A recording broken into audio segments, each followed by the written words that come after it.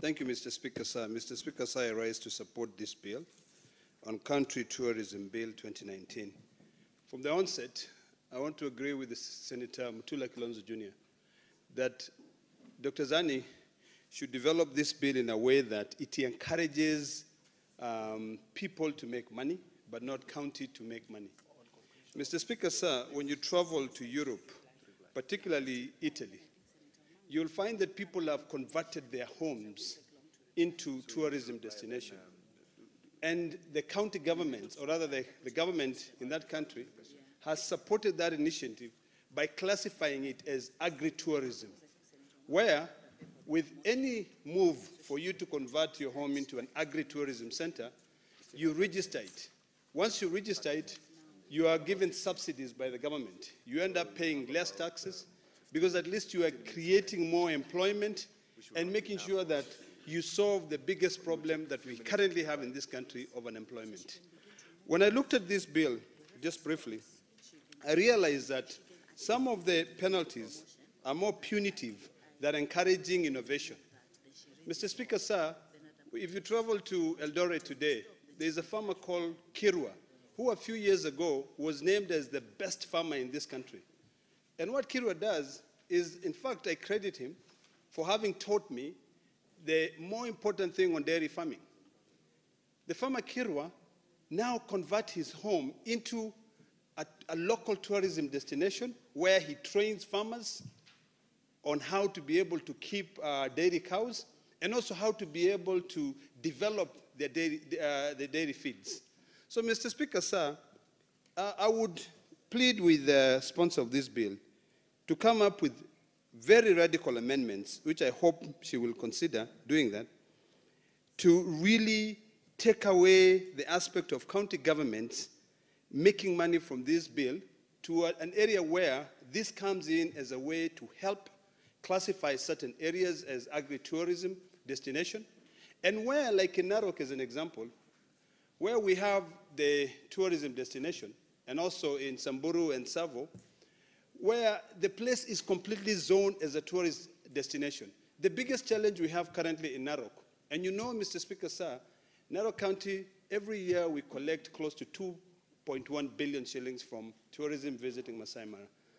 But the biggest challenge we have is that the farms next to, which is actually the wildlife corridors, they have now, when you go there, the entire landscape is littered with white mabati roofs because people have gone there and they have created towns.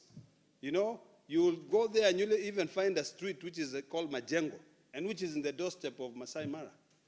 This is the same in every tourist destination. So I think what we ought to do in this legislation is to try and empower counties to zone their areas where they intend to be able to help farmers. But instead of us putting white roofs in Sikenani, what we should do is that we should encourage our local people from the Maasai community to maintain their cultural activity so that when these foreigners come, they can be able to enjoy our culture. But what is happening now is that everyone wants to live close there. He wants to be able to put up hostels, houses. So in fact, sometimes other hotels prefer to fly their tourists straight into Masai Mara instead of going by a road, because before they enter the park, you know, they just find all these white mabatis, you know, houses. So I think this bill should introduce an element of zoning where an entire area is classified as a tourist destination. I support the idea of promoting local tourism. Local tourism is key and it is very lucrative. You know, my own home, in a few years' time, I'll convert it into a tourist destination. You know, I was so happy that here in Kitui, there's one where some of us were staying, is someone who created villas inside the rural part. So that encourages more people to be able to traverse the county and appreciate what that county has. When I came here, the only thing I've been eating is modokoi, Mr. Speaker, sir, because I want to appreciate this culture. So instead of punishing people, I think we should not be creating legislation and putting punitive measures in them. This issue of even where you can only transfer the license. I think we should make it very easy for you to get a license. And for you, I like that aspect that you can only transfer to an activity similar to that. So that, I would suggest to Dr. Zani to amend that clause and indicate that where it is zoned as a tourist or an agri-tourism area or a particular field of activities that brings local revenue or creates jobs in that area, no any other activities can be put there. This will be able to encourage more people to really invest in their local economies. I'm particularly happy with the factory set up by Kitui County Government. I agree with Senator Mtula that I think now we need to be able to come up with a mechanism of private-public partnership, where that eventually will be run by a private entity. I'm so happy that it created so many jobs, and I hope that other counties, instead of traveling abroad, they can actually come to Kitui, go to that factory. Mr. Speaker, sir, I want to be on record to say that I visited that factory today, and I was very, very impressed.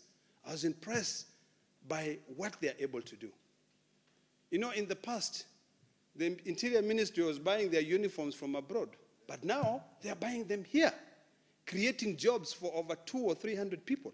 In fact, now what the county government should do is that they should go and replicate it further, but with a private-public partnership, framework, not the county government doing everything. Big governments are not a solution for democracies. Small governments are a solution for democracies. Because with a small government, you encourage more people to become innovative, to be able to solve this problem of unemployment. Finally, Mr. Speaker, sir, I really commend Dr. Zani, but I wish that she could actually spend some time.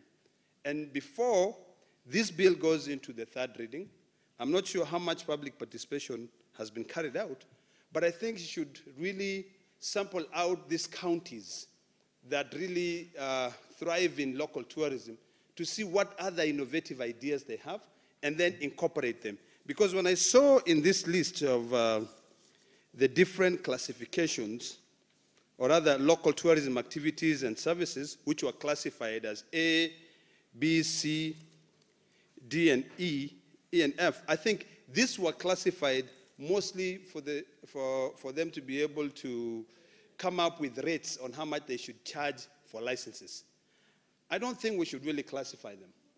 I think we have to ask ourselves whether we are trying to do on-source revenue or whether we are trying to end this issue of unemployment and encourage our people to be able to become innovative and make money. In Narok, there are a lot of people who live in this country who have never been to Narok. There are a lot of people who live in this country who do not know where wheat, or rather the bread they eat on a daily basis, where the raw materials come from. Our farmers in Narok who grow wheat can actually convert part of their lands into becoming agri-tourism centers and put up some small condos so that they can advertise all over the country that come to Narok and learn about wheat growing, enjoy. Because it's only in this country where people, and I think maybe it's because of that problem of unemployment, Mr. Speaker, sir, where people are averse to welcoming people to their homes, showing them what they are doing. If you go to Europe, Mr. Speaker, sir, and you enter a factory, the owner of that factory will take the time, walk you through and say, here are my cows. I was recently in Poland, and one family took me, showed me even when they were milking their cows. I was mesmerized. I loved the idea that they were free, they were willing to share. But here, the moment you know and you say, this is my little secret. It's not your little secret. This world, we're in this world for a very short time, and the more we care about our environment, the more we live in a peaceful environment. County governments now ought to come up with these trade shows or trade fairs that they have with an intention of making sure that local youth pick up certain skills from there, they are supported, and where the skills, the youth cannot afford to pay for the skills, the local county government can actually pay for them because it will be a burden that the county government will no longer think about. So, Mr. Speaker, sir, I support this bill with various amendments, And I hope that Dr. Zani will take the Hansard report. And one of the very first amendment is to do away with all those heavy fees in terms of local tourism, like these holiday cottages. They'll still make some of the little money. You know, I think KRA, if we are looking at how we can generate more revenue, there are certain services that when people pay, they will still make money. This is a very rich economy, Mr. Speaker, sir. If only we follow things the right way. You know, we are moving away from a cash society to a cashless society. That cashless society, Mr. Speaker, sir, today I can, you know, give you my M-Pesa statement. And where most people are using M-Pesa to pay for services, there are those ones who use these, what do you call them, these card services, merchant services. I think all businesses should be encouraged to do these merchant services. And what maybe Dr. Zani should include here is that where these companies, these small local companies are coming up with small businesses, what they should do is KRA should waive. You know, they should do away with paying so much money to be able to come up with a system of collecting taxes. Maybe subsidize that so that they encourage. They will make more money. Once they subsidize, they'll continue making more money. With those few remarks, I support.